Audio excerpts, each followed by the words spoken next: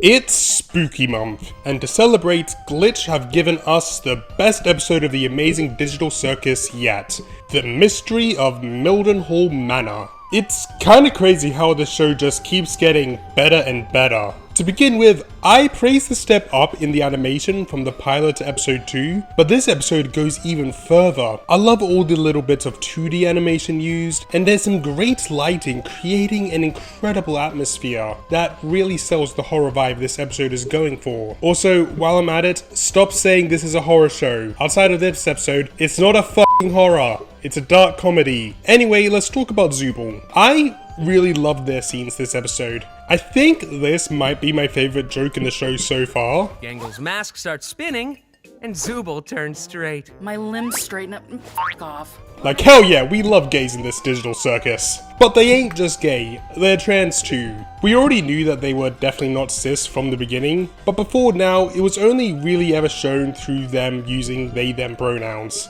But their scene explaining their unhappiness in their body was genuinely beautiful, and is something many trans people can relate to. I've already seen a bunch of people on Twitter saying how much they related to them here. But that's not even the best part of the episode. That goes to the A-plots with Pomni and Kinga. Again, I really like the horror elements this episode.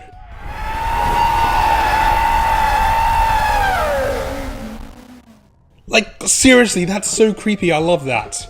I also love how it's able to keep this creepy horror vibe with the man on the tape, but still have comedy woven in that doesn't feel out of place. Please don't come alive.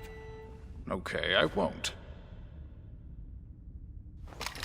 In my review of episode 2, I praised the scene of Kinga's conversation with Ragatha, and I made a tweet recently hoping that we would get a scene like this between Kinga and Pomni in this episode. And oh wow, we got that times 20! I absolutely f***ing adore the story between Kinga and his wife. The calmness of it, the way they get one more gentle moment together before she's taken away to the cellar, and his little speech to Pomni after? Good memories can do a lot.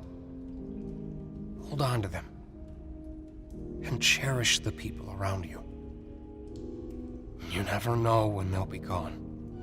I love this show so much. Considering how much we see Kinga hiding in the dark in this series, and how he's able to hold on to those memories better when he's in the dark, I feel like this philosophy of his is the reason he's been able to live so long in the circus without abstracting. Why is this show so genuinely beautifully written? Gooseworks, you gotta stop! I'm gonna drown in my tears if this keeps going! And I love how Kinga being himself in the dark was already shown to us last episode, since he gave that wise speech to Ragatha while in the darkness of that bucket.